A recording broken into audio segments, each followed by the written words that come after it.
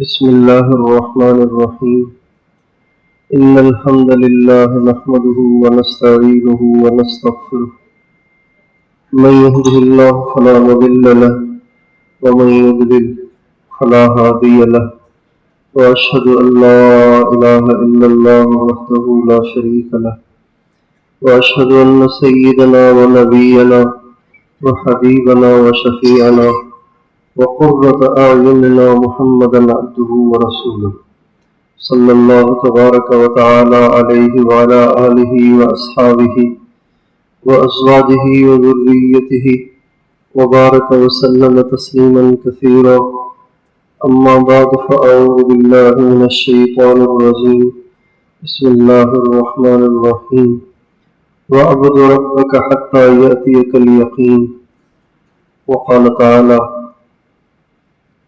وَمَا خَلَقْتُ الْجِنَّ وَالْإِنسَ إِلَّا لِيَعْبُدُونِ سبحان ربك رب العزة عما يصفون وسلام على المرسلين والحمد لله رب العالمين اللهم صل على سيدنا محمد وعلى آل سيدنا محمد وبارك وسلم۔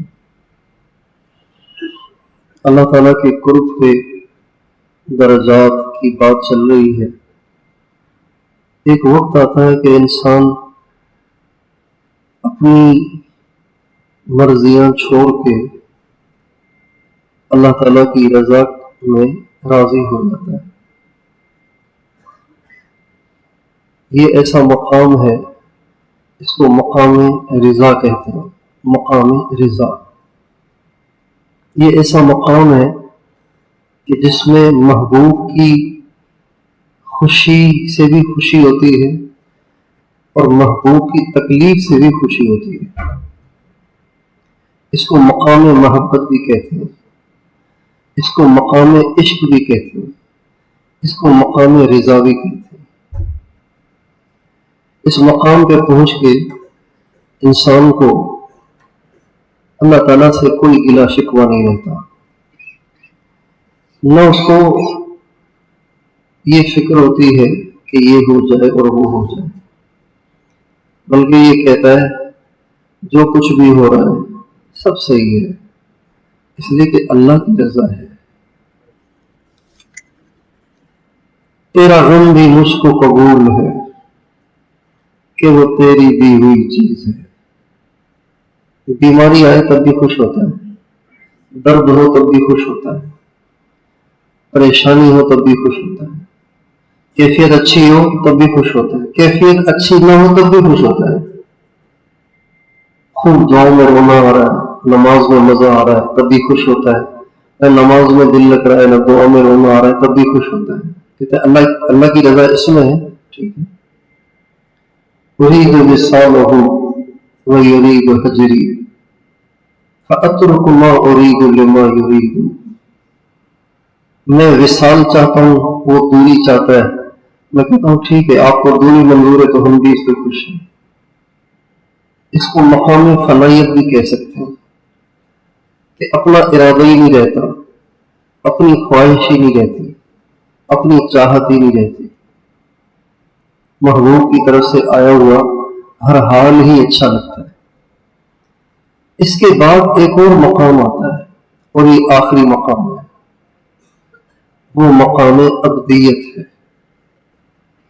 یہ بڑی مشکل سے ملتا ہے، بہت دیر سے ملتا ہے، سب سے آخر میں ملتا ہے۔ اور اس مقام کی خصوصیت یہ ہے کہ انسان اپنے آپ کو کسی کام کا نہیں سمجھتا، سارا بزرگی کا گھمنڈ اس کا ختم ہو جاتا ہے۔ اس سے پہلے بزرگی کا گھمنڈ رہتا ہے، اس سے پہلے وہ اپنے آپ کو نیک سمجھتا ہے، اس سے پہلے اس کو اپنے رتبے اپنے درجے کا احساس ہوتا ہے کہ ہم بھی کہیں پہنچے ہوئے۔ جب وہ یہاں پہنچتا ہے تو اسے دنیا میں سب سے برا اپنا آپ لگتا ہے، کچھ نہیں ہو، کسی کام کا نہیں ہو۔ جوہر ناقابل ہوں، جو کچھ وہ دیتا ہے وہ میری اوقات سے بڑھ کر ہے، میری کوئی اوقات نہیں، یہ چیز اس پہ کھل جاتی ہے۔ اس کو کہتے ہیں ابدیت، اپنا بندہ ہونا اس پہ منکشف ہو جاتا ہے۔ موسیٰ علیہ السلام اللہ تعالیٰ سے بات چیت کیا کرتے تھے۔ ایک دن اللہ تعالیٰ سے کہنے لگے اللہ میاں اپنا دیدار بھی تو کرائے نا۔ تو اللہ تعالیٰ نے فرمایا لن ترانی، ایسی بات نہیں کرنا، کبھی نہیں دیکھ سکتا تو، بالکل نہیں دیکھ سکتا۔ لن ترانی کا مطلب یہ ہے بالکل نہیں دیکھ سکتا تو، کبھی اس کی ضرورت نہیں کرنی۔ ہاں البتہ اطمینان کے لیے ایسے کر لیتے ہیں کہ میں اپنی ایک تجلی، نور کی ایک تجلی پہاڑ پہ ڈالوں گا، آپ پہاڑ پہ نظر رکھ کے بیٹھ جائیں، اگر پہاڑ برداشت کر لے تو پھر شاید آپ بھی برداشت کر لیں۔ فَلَمَّا تَجَلَّى رَبُّهُ لِلْجَبَلِ جَعَلَهُ دَكًّا وَخَرَّ مُوسَىٰ صَعِقًا، جب اللہ تعالیٰ کی تجلی پڑی طور پہ تو طور ریزہ ریزہ ہو گیا، حضرت موسیٰ بے ہوش ہو گئے۔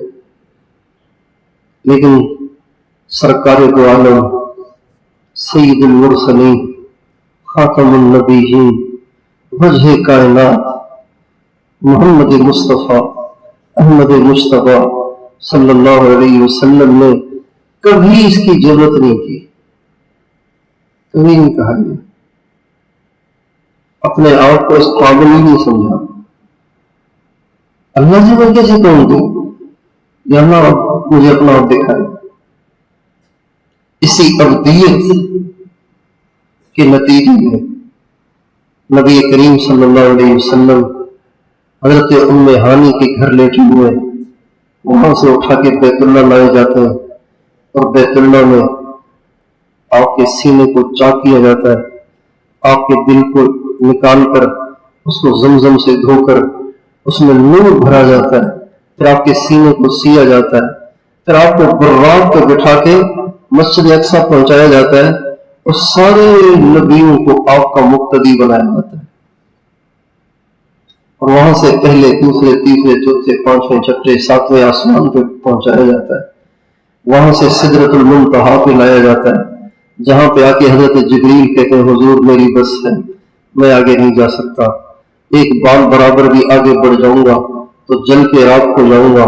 سرکار وہاں سے اور آگے چلتے، اور آگے چلتے، اور آگے چلتے، اور آگے چلتے، اور آگے چلتے، اور اتنا آگے چلتے ثم دنا فتدلى فكان قاب قوسين او ادنى، اتنے قریب ہو جاتے ہیں، اتنے قریب ہو جاتے ہیں، اتنے قریب ہو جاتے ہیں کہ اللہ اور حضور کے درمیان سارے فاصلے ختم ہو جاتے ہیں۔ فأوحى إلى عبده ما أوحى ما كذب الفؤاد ما رأى، اللہ اپنے نبی سے باتیں کرتے ہیں، دیدار کراتے ہیں۔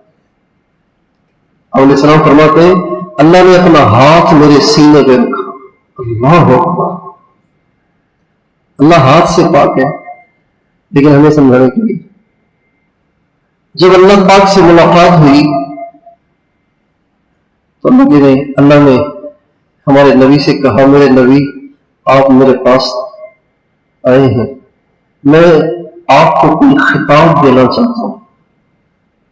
بڑے بڑے لوگ خطاب دیتے ہیں، انگریز خطاب دیا کرتا تھا، شمس العلماء خطاب دیتا تھا، کئی پٹ یہاں بر صغیر کے کئی لوگوں کو اس نے شمس العلماء کا خطاب دیا، کسی کو سر کا خطاب، سر سید احمد خان کو جو سر کا خطاب دیا وہ انگریز نے دیا، تو خطاب دیتے ہیں، آج مشائخ خطاب دیتے ہیں۔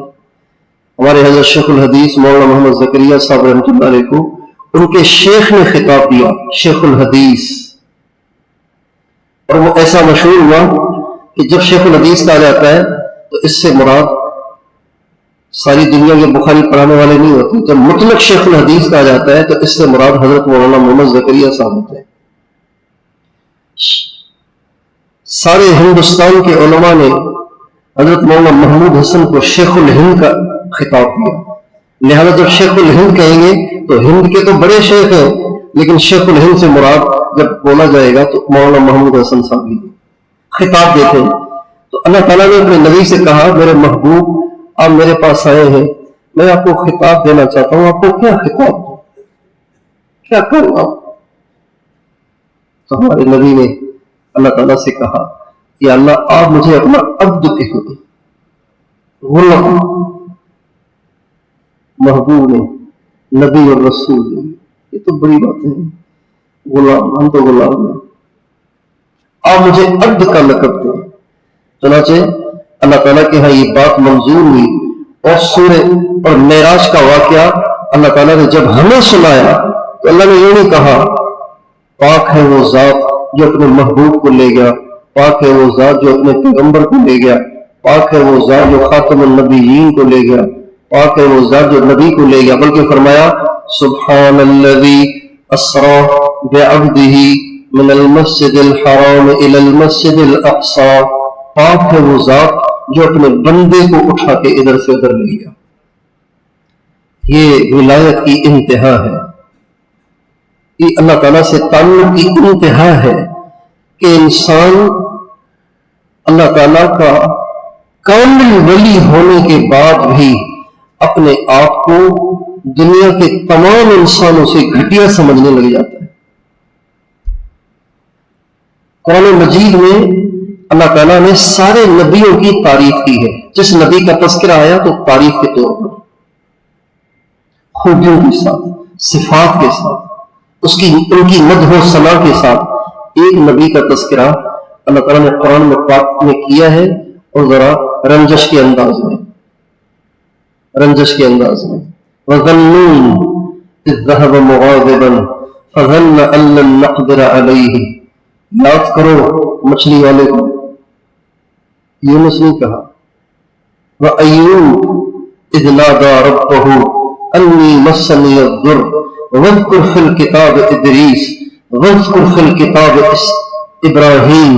ابراہیم کو یاد کرو، ادریس کو یاد کرو، اسماعیل کو یاد کرو، اور فلاں کو یاد کرو، فلاں کو یاد کرو عزت کے ساتھ. لیکن ان کے بارے میں کہا وَظَنُّونَ، مچھلی والے کو بھی یاد کرو جب وہ غصے میں اپنی بستی کو چھوڑ کے نکل گیا تھا اور وہ سمجھتا تھا کہ ہم اس کو پکڑ نہیں سکیں گے. رنجش کا انداز ہے، ناراضگی والا انداز ہے. فَنَبَذْنَاهُ بِالْعَرَاءِ وَهُوَ مُلِيمٌ، ہم نے یونس کو اٹھا کے صحرا میں پھینک دیا. وَهُوَ مُلِيمٌ، اور وہ تھے ملامت کیے ہوئے. یہ ناراضگی ہے، رنجشیں ہیں. اللہ تعالیٰ کو اچھی نہیں لگی یہ بات. یونس علیہ السلام نے قوم کو دعوت دی، قوم نے مانی نہیں. اللہ تعالیٰ نے فرمایا ان کو 3 دن کی مہلت دو، عذاب آئے گا. یونس علیہ السلام نے بتا دیا قوم کو. اب جب عذاب کا بتا دیا تو اب اللہ کی منشا یہ تھی کہ یونس علیہ السلام اللہ سے پوچھیں کہ اللہ پھر میرے لیے کیا حکم ہے. یہ نہیں پوچھا، بلکہ قوم کو 3 دن کے اندر عذاب کے آنے کی وعید سنا کے خود کشتی میں بیٹھ کے نکل گئے کہ ابھی مرے اور ہلاک ہو اور میں جاتا ہوں. یہ بات اللہ کو اچھی لگی. اذ ذهب مغاضبا، اس سے وہ نکل گئے تھے. فظن ان لن نقدر علیہ، وہ سمجھتے تھے کہ ہم ان پہ قدرت نہیں رکھتے. چنانچہ جب کشتی میں بیٹھے وہاں سے نکل کے تو پانی نے ہر طرف سے کشتی کو گھیر لیا، آندھی آ گئی. اب موجیں قریب تھا کہ کشتی ڈوب جائے. اب جب کشتی ڈوبنے لگی تو سواریوں نے پوچھا ملا سے بھی کیا کرنا چاہیے. ان کا وہی بات یہ ہے کہ مجھے لگتا ہے، پتہ نہیں وہ بھی کون تھا، مجھے لگتا ہے کہ یہاں پہ کوئی بھاگا ہوا غلام ہے ہماری کشتی میں جس کی وجہ سے پکڑا گئی ہے. اگر کوئی بھاگا ہوا غلام ہے تو خود ہی چھلانگ مار دے تاکہ باقی بچ جائے. بھاگا ہوا غلام کون ہے؟ کوئی بھی نہیں.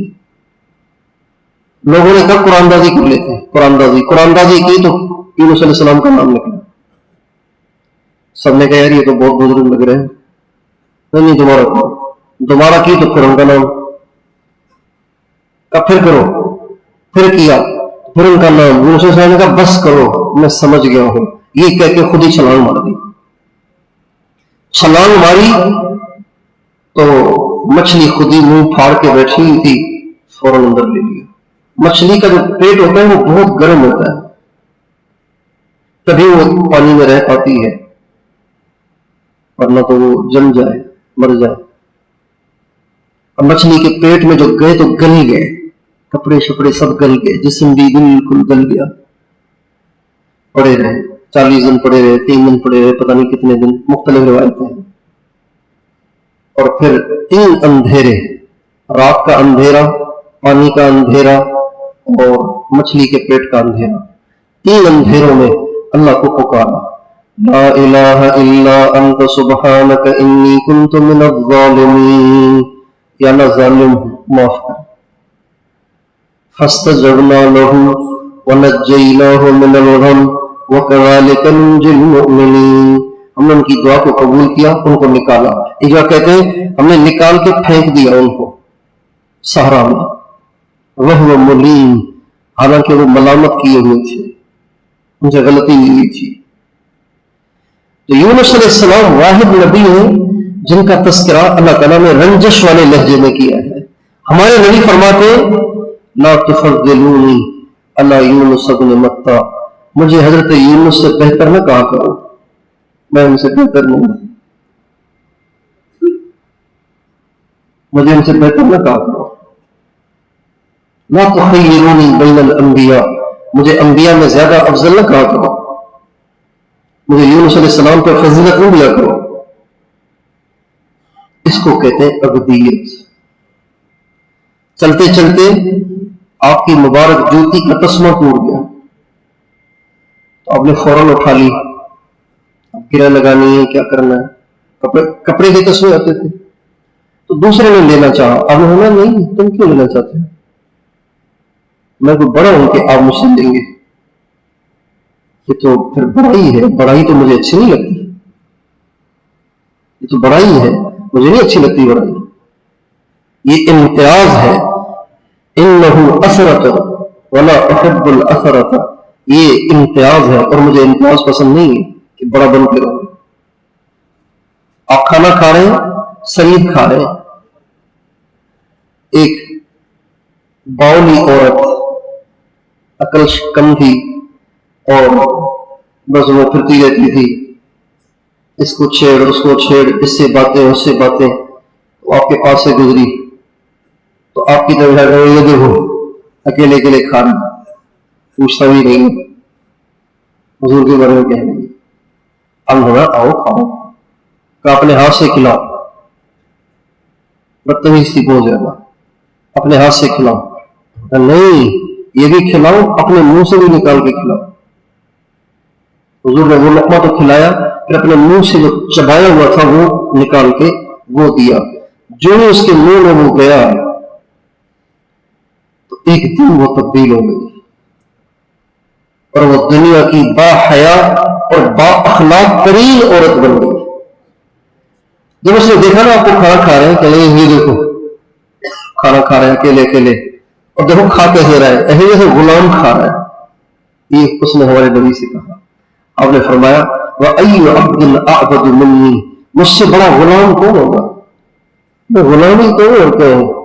آپ کو لکما یأکل العبد اجلس کما یجلس العبد, میں ایسے بیٹھتا ہوں جیسے غلام بیٹھتا ہے, ایسے کھاتا ہوں جیسے غلام کھاتا ہے.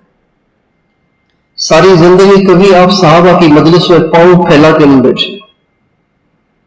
صحابہ کی مجلس میں آپ 2 طرح سے بیٹھتے تھے. یہ دیکھیں, یا تو آپ یوں بیٹھتے تھے, صحابہ کے ساتھ یوں بیٹھتے تھے, گھٹنوں کو اپنے ہاتھوں سے لپیٹتے, لگتا ہے کہ بڑے بیٹھے ہیں, مطلب یوں بیٹھتے تھے. یا پھر آپ یوں بیٹھتے تھے, چوکڑی مار کے سر جھکا کے, نگاہ گود میں آپ یوں بیٹھے. اور یہی رنگ ان کے یاروں میں تھا، ان کے یاروں میں تھا، ان کے ساتھیوں میں تھا، ان کے صحابہ میں تھا۔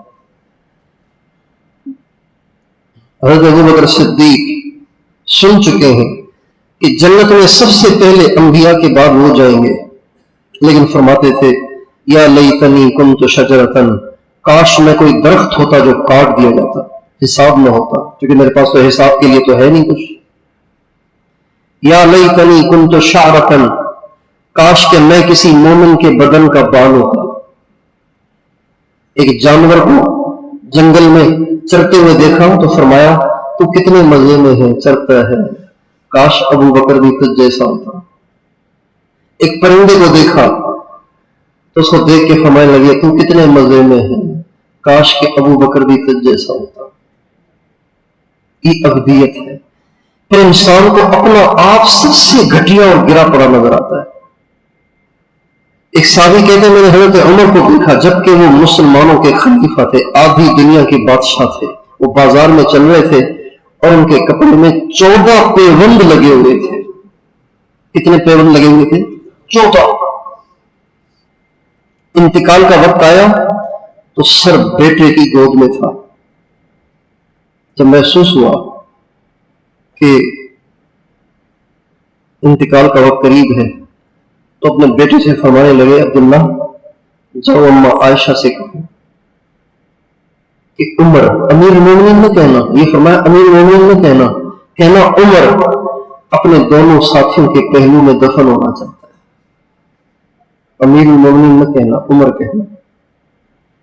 حضرت عبداللہ ابن عمر یہ پیغام لے کے اماں عائشہ کے پاس آئے تو اماں عائشہ رونے لگی اور فرمانے لگی یہ جگہ تو میں نے اپنے لیے رکھی تھی، کیونکہ یہ میرا گھر ہے،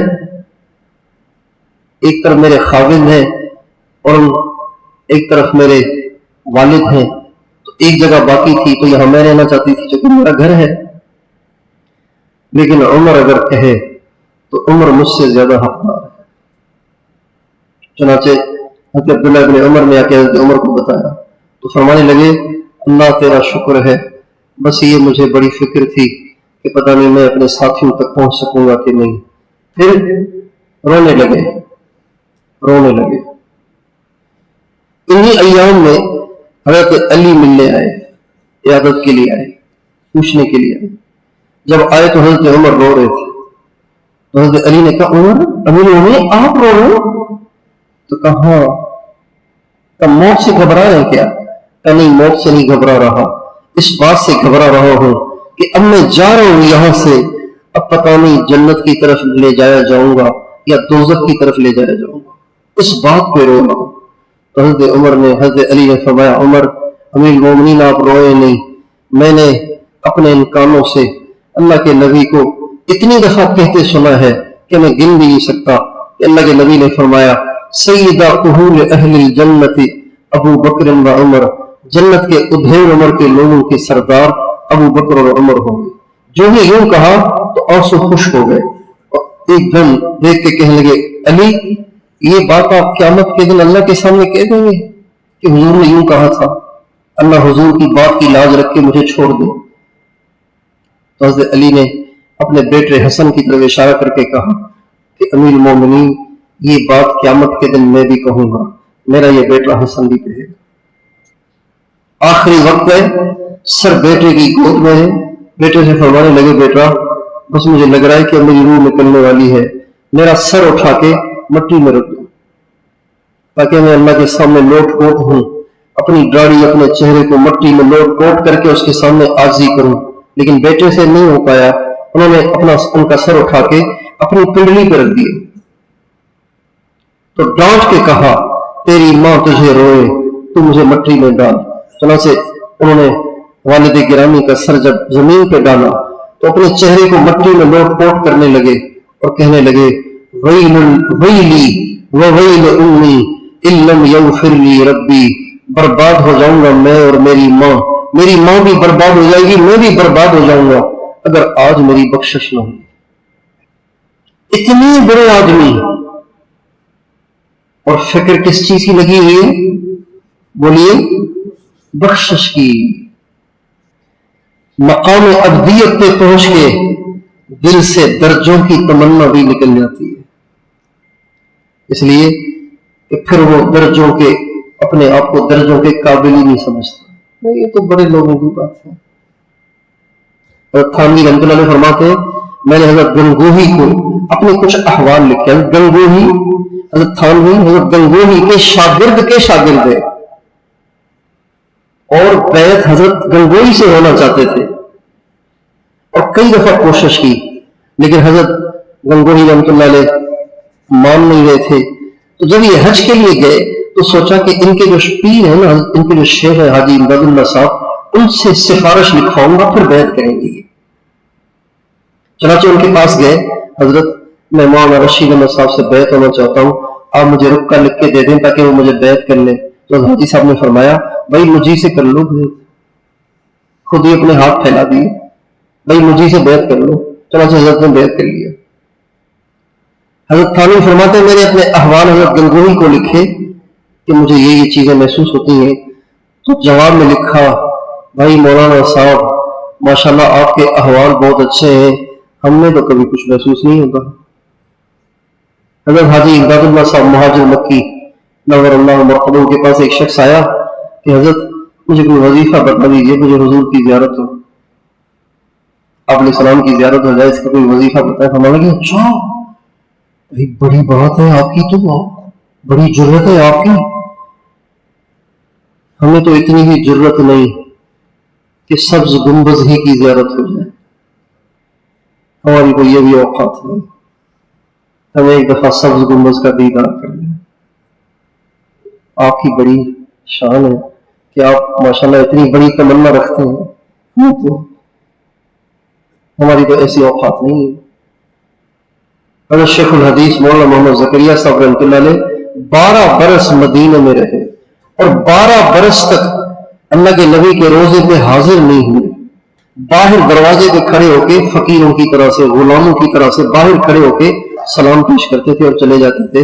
کبھی کوئی کہتا تو فرماتے تھے جاتے ہوئے شرم آتی ہے، ہمت نہیں ہوتی، کیا منہ لے کے جاؤ حضور کے پاس۔ ایک دفعہ حضرت مدنی کے بیٹے مولانا سید اسعد مدنی رحمۃ اللہ علیہ آئے، وہ حضرت شیخ الحدیث کے بچوں جیسے تھے، حضرت شیخ کے بچوں جیسے تھے۔ وہ آئے تو وہ سلام پڑھنے جا رہے تھے، تو فرمایا میں بھی اس انتظار میں تھا کہ آپ جب آئیں گے، تو چونکہ آپ سید ہیں، حضور کی اولاد ہیں، تو اس لیے سوچا تھا کہ آپ جب آئیں گے نا تو آپ کے ساتھ چلا جاؤں گا، آپ کے پیچھے پھر میں بھی کھڑا ہو جاؤں گا سلام پڑھنے کے لیے۔ چنانچہ مولانا سید اسد مدنی نور اللہ مرحبا جو کہ ان کے بچوں جیسے تھے، ان کے ساتھ گئے معاجہ شریف میں سلام پڑھنے، اور ان کی اوٹ میں کھڑے ہو کے چپکے سے سلام کہے اور آگے نکل گئے۔ مقام ابدیت میں حضرت شیخ مولانا زکریا صاحب کو جو اللہ نے مقام عطا فرمایا تھا، اللہ اکبر۔ آپ فضائل اعمال فضائل صدقات اگر پڑھتے ہیں، نہیں پڑھتے ہیں تو پڑھیں اور دیکھیں حضرت شیخ اپنے آپ کو کیا کہتے ہیں۔ یہ بھی یہاں بیٹھ کے مجھے خیال آیا کہ حضرت شیخ نے سحری کے افطاری کے اوقات میں دعا کرنے کے لیے کوئی بات فرمائی ہے، یہ دیکھیں کیا فرماتے ہیں۔ حدیث کی کتابوں میں یہ دعا مختصر ملتی ہے۔ حضرت عبداللہ ابن عمر ابن عاص افطار کے وقت یہ دعا کرتے تھے، اللہم انی اسألک برحمتک التی وسعت کل شیء ان تغفر لی۔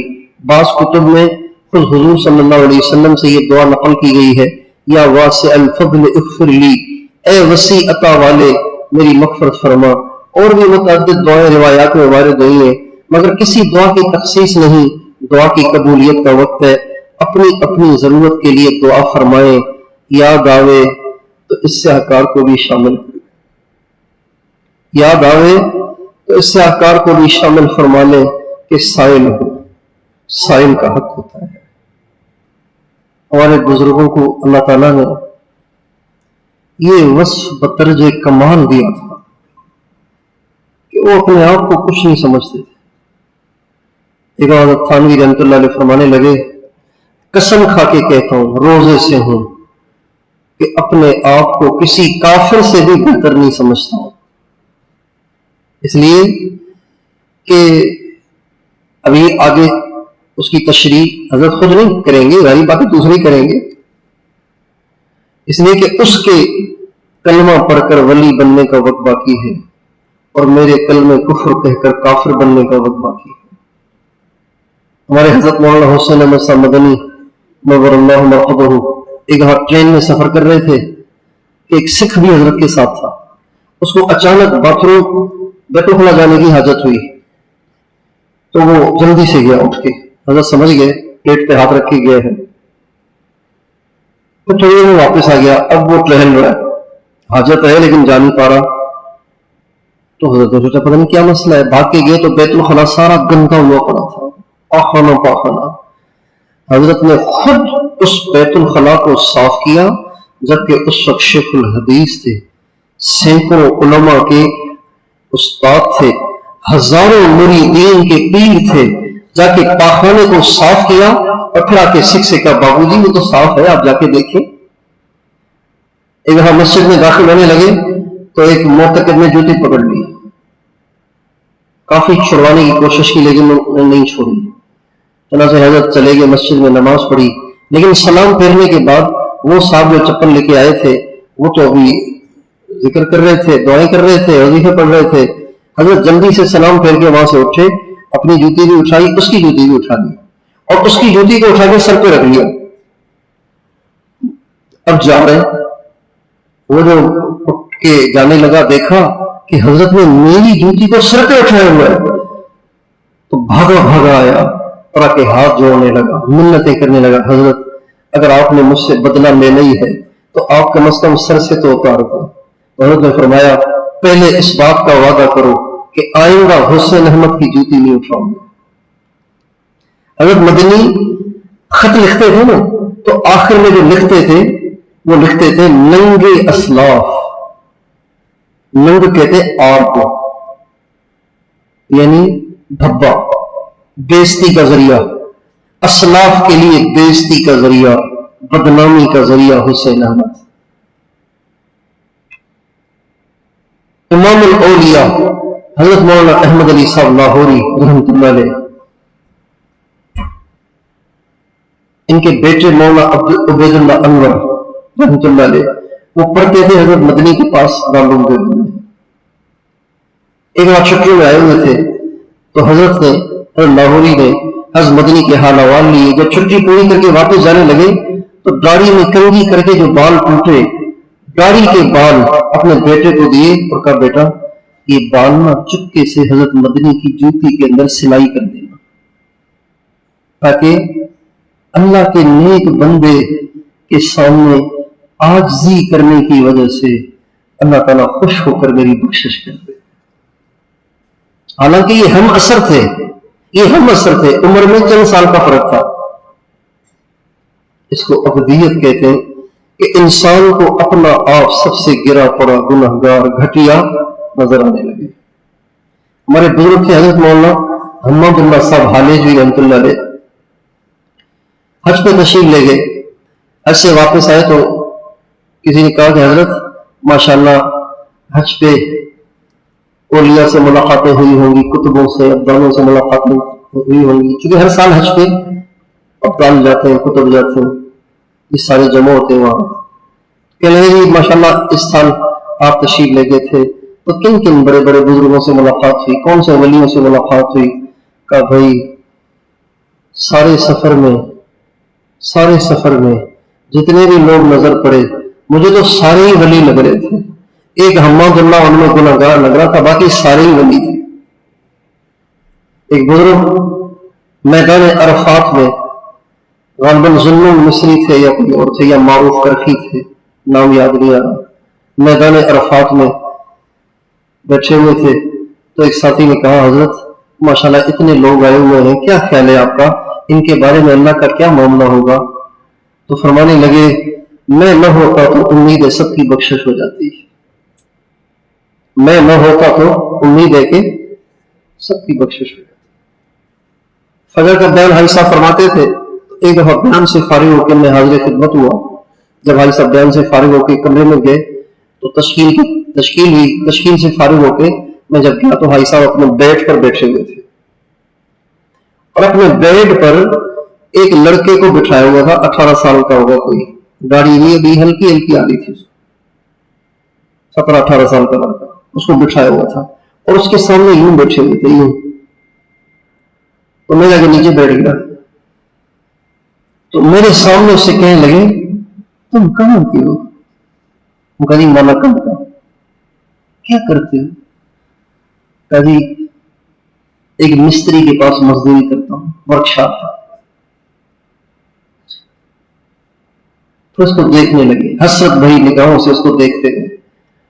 پھر اس عاجز کی طرف دیکھ کے فرمانے لگے یار دعا کرو اللہ مجھے اس جیسا اخلاص عطا فرمائے.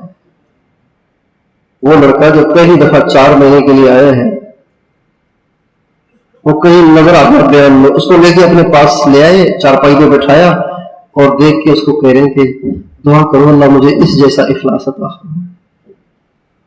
بزرگی کا ایک یہ مقام ہے کہ ساری بزرگی دماغ سے نکل جاتی ہے. اپنا آپ دنیا میں سب سے زیادہ گرا پڑا اور گندا اور گھٹیا لگنے لگتا ہے. حضرت رائے پوری رحمۃ اللہ علیہ کے ایک خادم تھے, ان کا نام تھا حضرت مولانا عبد المنان صاحب. انہوں نے 40 سال حضرت رائے پوری کی خدمت کی. کتنے سال؟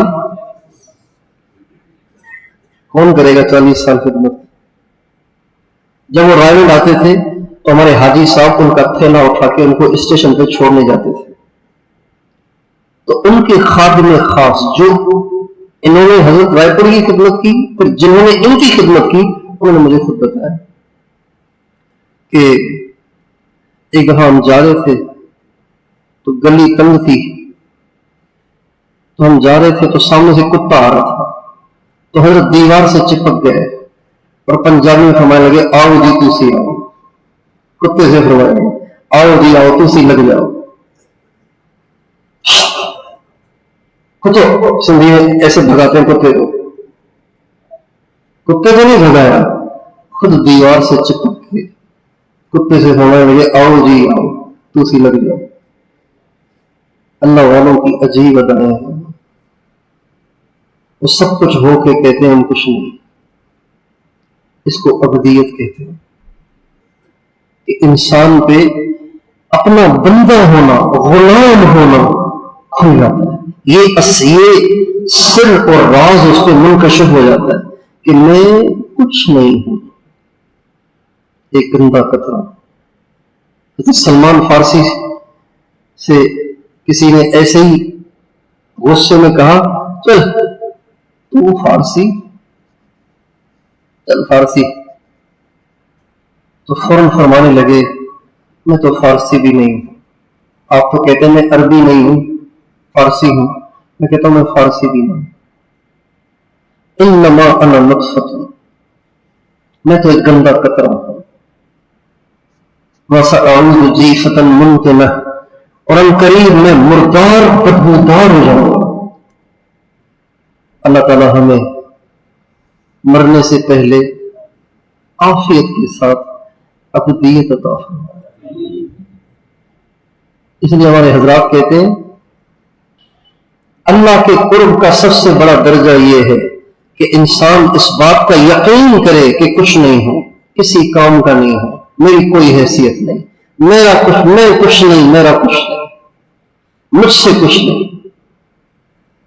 اور نانوتوی رحمۃ اللہ علیہ ایک دفعہ درس دے رہے تھے مسلم شریف کا, اور ایسے نقطے اور ایسے اسرار اور ایسے معارف بیان کر رہے تھے. ایک آدمی بیٹھے ہوئے تھے, حیران رہ گئے. درس کے بعد کہنے لگے مولوی صاحب اللہ نے آپ کو بہت علم دیا ہے, علم ظاہری, آپ تھوڑی سی محنت کر کے علم باطنی بھی حاصل کر لینا تو کیا بات ہے, سونے پہ سہاگا ہو جائے گا. اس کی آپ میں کمی ہے, اس پہ آپ تھوڑی توجہ دیں. گھر میں یہی ہونا رہا. اچھا آپ کس کے خلیفہ ہیں؟ کون سا سبق چل رہا ہے آپ کا؟ اللہ کا شکر ہے ہم بھی ایسے نہیں ہیں. اگر ہم بھی کچھ ہیں, کوئی اس قسم کا لہجہ نہیں. جو ہی یوں کہا نا اس نے تو مسکنت کے لہجے فرمانے لگے بے شک بہت گندا ہوں, آپ ہی کچھ توجہ فرما لیں.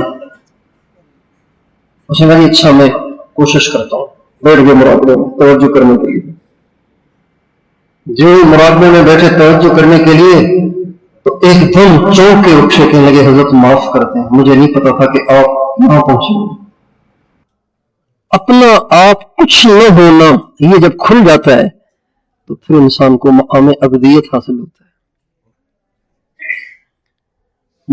مشائخ نے لکھا ہے کہ انسان جب مقام صدیقین کو پہنچتا ہے تو سب سے آخر میں جو چیز اس کے دل سے نکلتی ہے نا وہ یہ ہے میں. یہ جو میں ہے نا یہ مقام صدیقین پہ پہنچنے کے بعد سب سے آخر میں نکلتی ہے. ورنہ بزرگ بھی ہوتا ہے اور کچھ کچھ اس میں بھی ہوتی ہے، لیکن یہاں پہ پہنچ کے پھر وہ اپنے آپ کو مٹی سمجھنے لگ جاتا ہے، اپنے آپ کو جانوروں سے بھی گرا پڑا گھٹیا اور حقیر سمجھنے لگ جاتا ہے. حضرت لاہوری رحمۃ اللہ علیہ اتنے بڑے بزرگ تھے، خط جب لکھتے تھے تو نیچے پتہ کیا لکھتے تھے؟ احقر الانام احمد علی، مخلوق میں سب سے بدتر احمد علی، عفی عنہ، اللہ اسے معاف کرے. یہ لکھتے تھے. اور حاجی صاحب خط لکھتے تھے تو آخر میں لکھتے تھے بندہ محمد عبد الوہاب، بندہ یعنی عبد، بندہ محمد عبد الوہاب عفی عنہ، اللہ اسے معاف کرے. اور مولانا جمشید صاحب خط لکھتے تھے تو لکھتے تھے بندہ محمد جمشید علی غفر لہ، اللہ اس کی بخشش کرے، وہ گناہگار ہے اللہ اس کی بخشش کرے. یہ بزرگ جو لکھتے ہیں یہ ہماری طرح باتیں نہیں ہوتی ہیں، یہ تکلفات اور بناوٹ نہیں ہوتی ہے، وہ حقیقت ہوتی ہے. وہ جھوٹ نہیں بولتے ہیں، وہ دھوکہ نہیں دیتے. میں اگر لکھوں نا ناچیز ذرے بے مقدار تہی دامن تو یہ سب بناوٹ ہے، دھوکہ ہے، اگلے کو دھوکہ دیتے ہیں ہم اپنے آپ کو بزرگ ظاہر کر کے. وہ دھوکے سے بہت بالا تر تھے. جب انسان مقام ابدیت پر پہنچتا ہے تو اللہ تعالیٰ اس کو ہادی بنا دیتے ہیں. کیا بنا دیتے ہیں؟ بولیے. یعنی اس کے ذریعے بہت ہدایت پھیلتی ہے. پھر اسی وجہ سے دوسرے کلمے میں جب آپ پڑھتے ہیں نا اشہد ان لا الہ الا اللہ و اشہد ان محمدن، تو عبد بڑا رسول بڑا، رسول بڑا، لیکن عبدہ پہلے آتا ہے، رسول بعد میں آتا ہے. گویا اس بات کی طرف اشارہ ہے کہ عبدیت پہلے آتی ہے اور رسالت کا کام بعد میں لیا جاتا ہے. ہدایت، لوگوں کی ہدایت کا ذریعہ انسان بعد میں بنتا ہے، پہلے وہ عبد بنتا ہے. اللہ تعالیٰ ہم سب کو عافیت کے ساتھ عبدیت کی حقیقت عطا فرمائے. عمل پورا کر لیں، مراقبہ کر لیں.